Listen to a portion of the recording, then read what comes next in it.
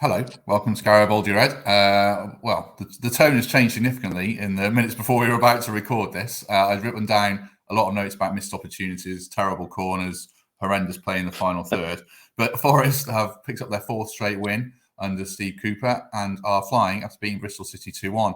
So who better to discuss it with the man who scored a lot of goals for Nottingham Forest in Garry Birtles. Gary, hello, are you all right?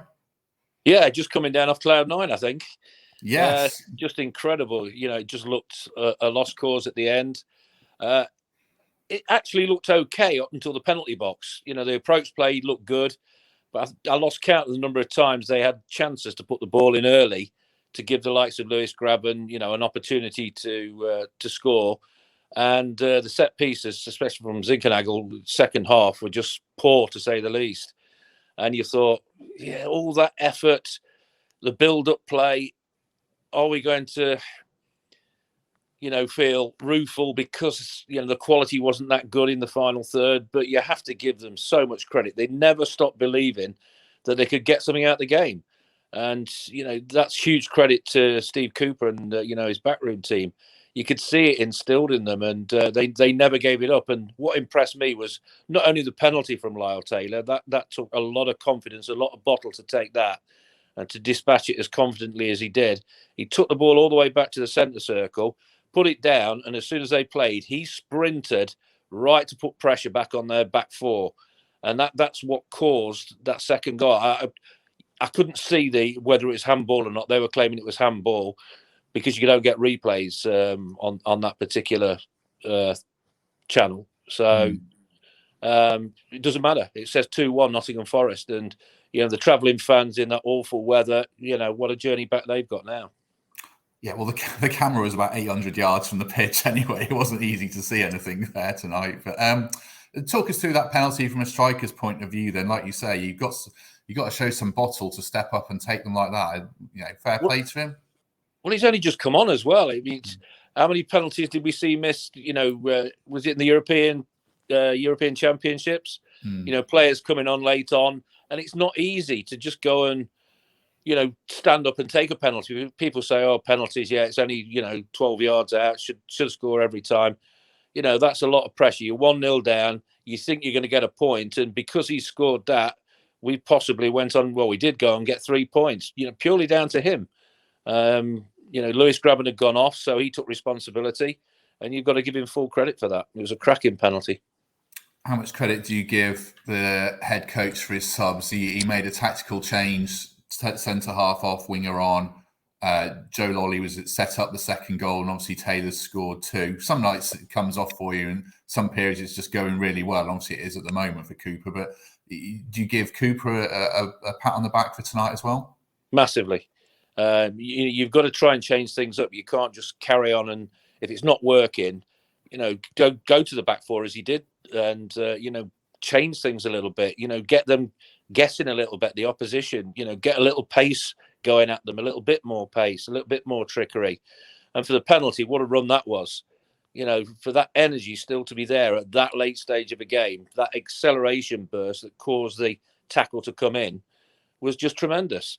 And it was the one decent passage of play around the 18-yard box because, as we say, the build-up looked really good, on both flanks. But then the number of times we just spurn the opportunity to put the ball in early. Strikers thrive on early delivery. And you saw Lewis Grabban, the one he got disallowed. That when it came in early, he went a little bit too early, but I ain't got a problem with that. But that, that's the sort of stuff he thrives on. And we had numerous opportunities to do it, but we didn't. But hey, take all that back and away. You cannot fault what that team did in the last 10 minutes or so. They still have belief. Before, you'd have said, right, we'll lose this game 1-0.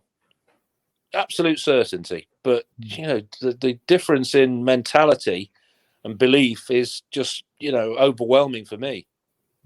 Let's talk about a few of the key decisions there. Then there were a couple, like you say, Bristol probably had a decent case for handball, but we couldn't really see. I mean, I thought it was definitely a penalty for Forest for when Spencer's fouled. I take it you did as well then. It certainly looked like that. And they didn't, Bristol City didn't sort of protest that much. I think he dived in. You're always liable to be in trouble when you do that. And, Yeah, I mean, we hit the post in the first half. They'll say, Samba made a great save. He didn't say it on commentary when he pushed it onto the post. It said it could have been a deflection, but it's a fantastic save. So both teams would say, yes, we probably deserve to win this. But when you're on a run like Bristol City are at home, that self-belief can just drain very quickly. And they were tiring. Forest were putting them on the back foot. They were defending a lot deeper. And that was down to the persistent pressure that Forest were putting on them. And football's, a strange game. It is all about belief. It is all about confidence. And you can see the confidence is sky high. And I just loved when the celebration for that second goal. Samba ran 70 yards to join in the celebration. That could have proved a little bit dodgy because the referee was going to have a bit more time on because of that celebration. But it was just. I sat here thinking the number of times I said that is so poor. The delivery, the chance to put stuff in the box, and they didn't do it. But then at the end, you've got a big smile on your face. And Steve Cooper and his backroom staff have got to take a huge pat on the back for what they've done so far, because it's staggering. People are talking about playoffs now, but you've got to keep your feet on the ground a little bit. But you can't do more than what they did after the international break. They beat Blackpool at home, who've been doing well, and they go away and win 2-1, and just keep inching up that division. And they've got some tough games coming up, but I think you saw enough tonight to say, well, they're not frightened of anybody. I think you can get the quality. What do you think his message will be to the players then, Cooper, now? Because you always preach one game at a time. Is it attempting now to say, look, you're doing really well, the sky's the limit?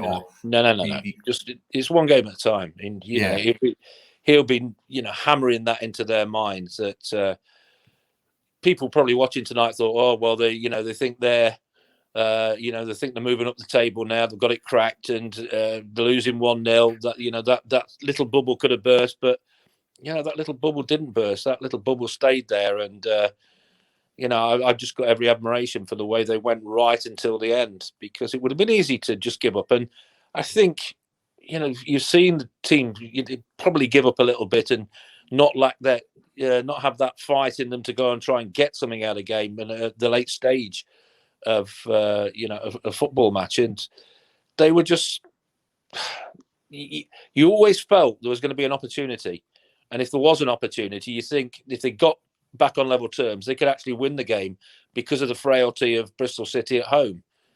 They did superbly, Bristol City. They tried to close Forest down. They did it particularly well at times, but in the end, the pressure just was too much, and the quality shone through in the end. You'll have been in dressing rooms after wins like that. It's probably even sweeter on the road, isn't it, when you've got the coach journey home? I mean, what can a win like that do for belief amongst the players? Because they were in the gutter not long ago, weren't they? They were, and it'd be a great journey back. The weather's not very good, but they'll be going back with the biggest smiles on their faces ever, and so they should do. It wasn't the greatest performance in the world, but it's still a win. And when you don't perform particularly well and you still win a football match, that tells you you're moving in the right direction. There'll be days when they play probably a little bit worse than that, and then go and win games. It's a strange old game, football, but that win will give them belief. It'll give with the run coming up. We've heard people say, well, it's a tricky run coming up. Yeah, but other people, the teams they're playing, will say, probably don't want to play Forest at this particular point, because there's so much pace and there's so much desire and there's so many outlets now. You see the desire to get forward and join in. That's what impressed me again tonight. Despite sometimes the quality not being good enough, their keeper hardly made a save, I think, second half. But the desire to join in with everybody, you saw yellow shirts just bombing forward non-stop. That desire to get in there and help and try and be part of something that's good in that final third. We've not seen that for quite a while. And that was impressive for me tonight. Let's go back into the first half then. Obviously, Forest fell behind. What was your take on the goal? I thought Samba was out of position, but it was taken quite early, the shot on. I mean, it looked a very poor goal to give away. What was your take on it? Yeah, you'll always say goals are, very poor to give away. You'll say, well, he should have palmed it a bit better. He should have done better with this and that. But it's easy to say that. You've got to give the lad credit for it, because he missed one early. He missed a sitter. Yeah. But he was still brave enough to get in there and, score the goal. It's one moment where, a few switched off and you get punished for it at that level. But, it didn't stop the belief in that team that they could go and win the game. Mm-hmm. What was your take on the short corners? Was that something Cooper's seen? Because they kept taking them, and they kept absolutely messing them up every time. That's a tactical thing, I take it? There's nothing wrong with the short corner if you get it right, but when you keep messing it up like they did, you, as a centre half, all your centre halves are going up. They're running 80 yards up the pitch, hoping to get on the end of something, and they see that, then they've got to run 80 yards back again, and that's not easy. And a couple of times, we got caught out in that respect on the counter. They look quite dangerous at times. But she put all that to bed, because the scoreline says Bristol City 1, Nottingham Forest 2. Simple as. It doesn't matter. It's another win. It's another confidence booster, and it's another game they've got coming up now. They can look forward to and say, right, if we win that, they'll be looking at the table now. Rightly so. And thinking, right, hold on a minute, it's not even Christmas yet. Look where we were, 1 point, rooted to the bottom of the table, and now look at us. Things can turn very quickly, and you have the feeling that the Steve has bought so much to the club, and the players have bought into it so very quickly. It's not just Steve; it's Stephen Reid, Alan Tate. The backroom staff. They've all got to take credit, because there has something happened down at that club that's really galvanised everybody within that squad, and that's got to be totally down to the new manager and the backroom staff. You must have played in games periodically where it looked tonight like it was one of those nights where it's not going to happen. Is it hard when you're on the pitch not to succumb to that mentality? Because once you do, you're going to lose, aren't you? You are, without a doubt. And like I said before, last season, even early this season, I don't think we'd have got a result there, because the belief clearly wasn't there. But we never stopped, despite the lack of quality in that final third. We never stopped trying things. When you stop trying things, that's when it gets a little bit difficult. But they still tried to do the right things, but they were getting it wrong. I ain't got a problem with them getting it wrong where they're trying to do the right things, because that's the right way round. And, eventually you're going to get it right. And that's what happened. I mean, it's with my sons in Yorkshire, they're camping up in Yorkshire, a load of them. And he phoned me, and he said, I'm still screaming for the equaliser. And he said, I didn't realise he'd scored the winner. When I saw that, he said, I was running around the kitchen. That's the sort of, feeling it's giving everybody at the moment. It's putting smiles on people's faces, and we've had a lot of glum faces over the past few months, for more reasons than any, with COVID and everything, and just to see that celebration just brought a big smile to everybody's face, and it just gives everybody hope.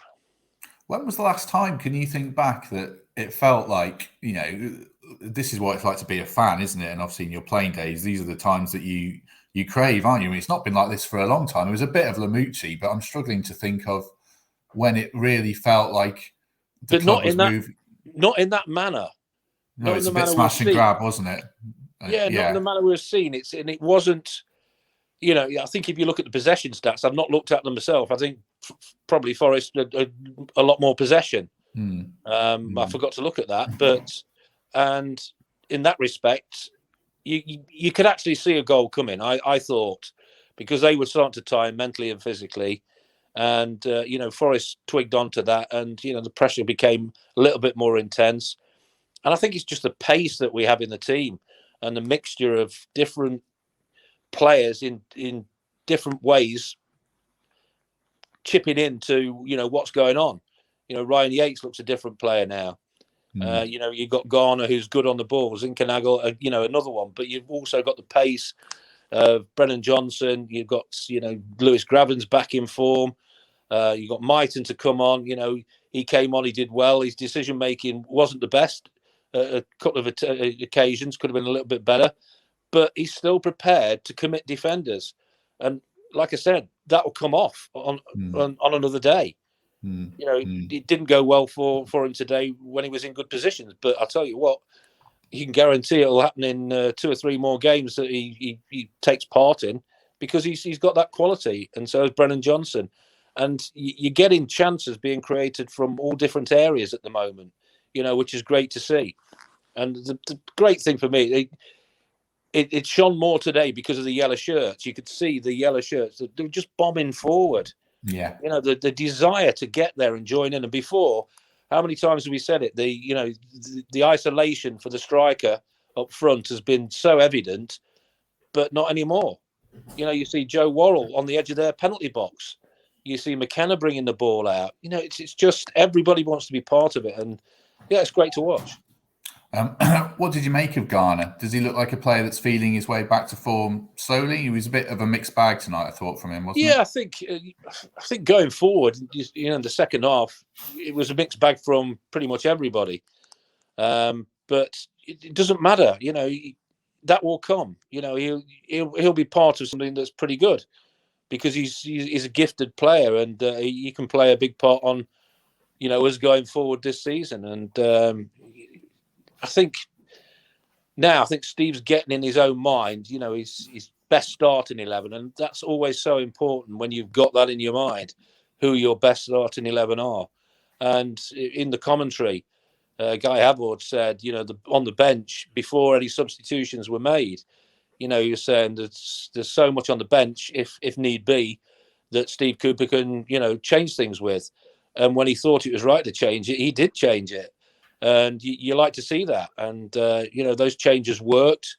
And, yeah, a massive pat on the back for him. Yeah, I wanted to finish up last few minutes getting your take on the lineup against Fulham on Sunday. Obviously, it's a big game, and players are pushing for a start now. I mean, Jack Colback think he's got a good case. Alex Mighton was probably better than Zinkernagel tonight when he came on. Joe Lolly had an influence on. Obviously, Lyle Taylor scored twice. Would you make any changes against Fulham on Sunday? Why make changes? Just start with what's been successful. He might want to tweak it a little bit. He might want to maybe rest somebody. I don't know. But, Fulham will be very, very aware of how difficult their game is going to be against Forest. They might change things a little bit. I don't think we need to change in a negative way. I just think we've got to do what we do against what we saw tonight.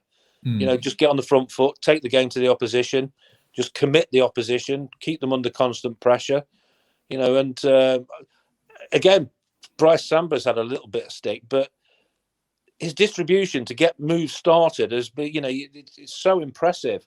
He didn't just pick it up and have a look. He tries to get rid of the ball straight away, and he starts a lot of the moves going, because that pace, he knows if he gets it right, all of a sudden we're going to be right on the edge of their box because of the directness, the pace of what's in the team. So it's vitally important for him to keep, being on the ball with his distribution and starting things. Goalkeepers can have assists. They start things off, and it's obvious that Steve has, wanted him to do that, and it looks good all round at the moment. Yeah, and like you said earlier, that save at 1-0 where he tips it onto the post, and that's game over if that goes in. So you have to give him a ton of credit for that. Put your striker's hat back on for a minute. If you're Lyle Taylor and you've scored twice, do you kind of expect to start on Saturday, or do you just have to, be patient still? Well, you'd like to think you're going to start on Saturday because you've scored 2, but it doesn't always work like that. Steve will have in his mind, like I said, his starting 11. It all depends on Lewis. If he's feeling a little bit of fatigue, is he 34 now? So yeah, it'll be interesting to see. But you play your best team, what you think's your best team against a very good opposition, because they're one of the favourites to go up, and rightly so. But we've always thrived against teams that are at the top of the table. Before, when Leeds were there and West Brom, we always lifted the game, and if you can't lift your game against one of the favourites to go up, then you shouldn't be playing. And Forest can do that without a doubt. Table tonight, then, as we record this, Fulham are third on 23 points. I assume they're playing tomorrow. Forest are 12th on 17, 4 points off the playoffs. It's a ridiculous turnaround, as we've said. Are you daring to dream, or are you still keeping that one game at a time cap on? I've got to do that. As an ex-pro, that's all you can. You don't look ahead. Do you blame fans for it, though? No, of course I don't. I mean, in my own mind, I'm thinking, I am thinking like a fan. But when I put my striker's hat on and a professional head on, I'm thinking, you just don't look too much forward. Just concentrate on Fulham. Assess Fulham. And, they'll go through it with a fine tooth comb, and you can guarantee that Forest will be so positive against them. It won't be a sit-back performance.